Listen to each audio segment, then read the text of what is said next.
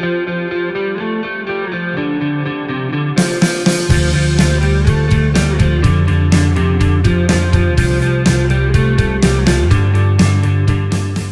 guys, I'm Will Yip, producer and mixer based out of Philadelphia. I've been lucky enough to work with artists such as Turnstile, Title Fight, Miss Lauryn Hill, Code Orange, and a ton others. The most important aspect for me when mixing a song is making sure the song is still coming through. And what that means is, what is the song? Is the song top line forward? Is the song more about the melody? Is the song more about the instrumental? And really focusing on that and not focusing on every tiny little detail of the tech side of things. I think when you get into that, when you're so worried about every tiny little phase alignment and every little, drum hit being consistent, sometimes you kind of overlook the important thing about the song is, does the song feel good? I remember mixing a song with Anthony Green and I asked him, how's this mix feel? How's the mix feel? He was like, bro, song sounds great. The vocal sounds great. He said to me as if it's like the vocals are the only thing that matter, but I understood what he meant. He heard the song. When someone hears that song, people can sing along to it because they're supposed to sing along to it. And that is so important.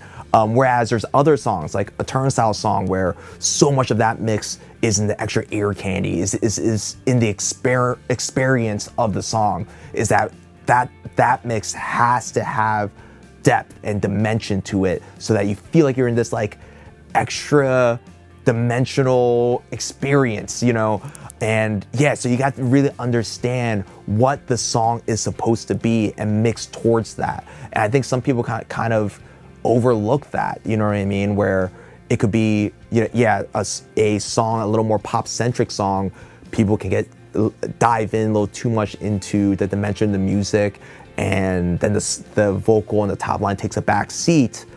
Like, that hurts the song because it was supposed to be something that you felt the top line immediately, and vice versa. So I think the most important thing about a mix is to understand the vision of what the song's supposed to do and mix towards that, not just to mix to something technically correct per se.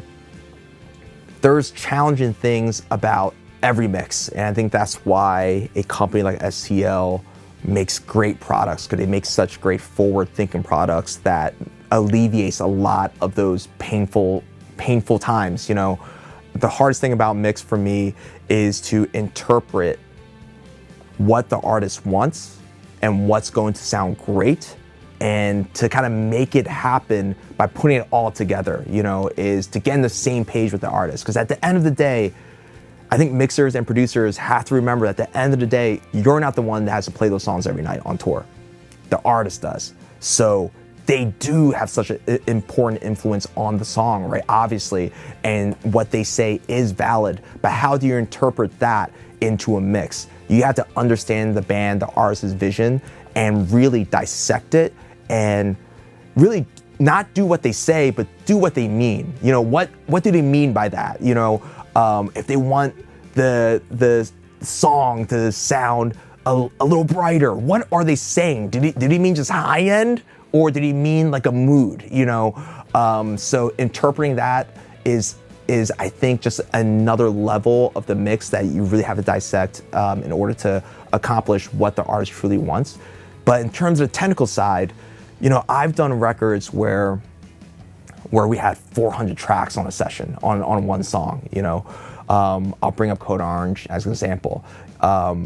They are one of the most expressive bands and one of the most forward-thinking bands I've ever been able to work with. I remember doing their third record, Underneath, and there were tracks that were filled up. They were filled up with so many tracks and so many textures, but they weren't all doubles. They weren't just like a bunch of layers or a bunch of mics. No, every track was doing something important for the song. How do I make all of that happen? How do I help them kind of really convey that clearly without it sounding muddy? And I think that record really taught me how to mix surgically, is to help get every track its own pocket, is to surgically find each pocket for every single one of those 400 tracks. And that record taught me a lot, but it was hard. It was a very difficult record to mix just because the work itself was difficult, and that was my job. My job was to get in there and dig it up. And that's why tools like ControlHub and our presets really kind of save a lot of time. I wish I had that back in 2018 to do that record to kind of help expedite a lot of those processes and balance everything out, because a lot of hard work to get 400 tracks to have all have its own voice, and that is the most important thing. And one of the toughest things for me in any mix is for every track, rather there's 20 tracks or 400 tracks in a mix, to have its own voice. My mix chain and my signaling chains that I use, I've been taught on this console on an SSL 4K to mix on, and I have tracked on a Neve 8048 for the last 18 years of my life. This is my tool. This is my knife. If I'm a chef, the 8048 is my knife. I'm taking that knife everywhere, and not that it's gonna make everything sound the same, it's not. I know it so well in and out. I can make anything I want with that knife, so whereas I think there's, a lot of pressure for people to, oh man, this new EQ came, this new preamp came out, this new whatever came out. I've been in the school of, I know my 1081 and my Blue Stripe 1176 so well. I know my LA2A so well, my Verimue so well. The few key pieces that I can't live without, that I can take that anywhere, and no artist, no song, no tone, no source, no instrumental source will be a surprise to me, or it won't be difficult for me to get what I need, because I know the tools. Great piece of advice I can share: know your tools. Know your tools. Some of the greatest mix engineers I know mixed on some pretty inexpensive speakers because they know the speakers. Know your tools. That's more important than the tools themselves, is your knowledge of the tools, your understanding of the tools. They're not the result. They're the vessel to get to the end product. Remember that. You have to use those tools and paint your picture with it to create your masterpiece with it. And I think that is what makes my kind of process and my signaling chain unique, is that it's been pretty consistent through the last 15 years. For tracking, my go-to analog signaling chain has been a Neve 1081, original Neve 1081 into a original 1176 Blue Stripe, into a reissue LA2A. I think the reissues are actually a little cooler than the OGs and less noisy. But that's my main tracking signaling chain for vocals, and a lot for bass, but those are involved in everything I track. Every drum track I track is just through a 1081. My mix signaling chains are all a little different. Obviously, again, I'm from the school of mixing on SSL 4K, where we just mixed on the channel strips while adding some 1176, adding some LA3As, adding some other cool outboard gear. But my mix bus and master chain, I guess, is a little unique. I like having a lot of EQs. I like a lot of steps with EQs, like new EQs at different steps, just to continue massaging the mix. So my go-to mix bus chain is first hitting with a Manly Verimue into a old API 5500, into a SPL Pass EQ. That's for more of the surgical part of controlling and massaging the mix.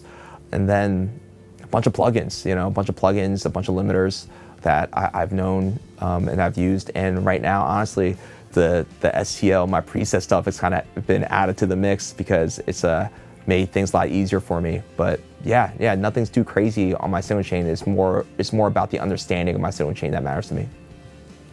I think, and I hope people will like this expansion pack because they're going to get a lot of options, and they're going to get better starting points for their tracks, and to give you just a head start, just a push into the right direction. And some of the presets probably a little more of a push, but yeah, my goal was to share, the knowledge that I've gained in the last 20 years of my life, if not more, in what I would do to a drum, what I would do to a bass, what I would do to a guitar. So yeah, I think people will like it because you get a lot of options, and hopefully just push you in the right direction. I was blown away when I got the demo of my presets back. I started rebuilding a movements mix with it. I rebuilt that mix in 30 minutes. A mix that took us weeks to finish, I rebuilt in 30 minutes. And there are many elements of that mix that I think might be better than the original mix. So I was blown away. It captured what I would do. It was like AI. It captured my brain, you know. So I can't imagine it being closer, you know, especially on the snare drum and the kick drum and the mix bus and on the guitars. These are the changes. Those were the notches that I would do. My ears gravitate towards certain things, and my ears kind of retract from certain frequencies. And the second I put one of those presets on a guitar, those frequencies that my ears are just not into went away.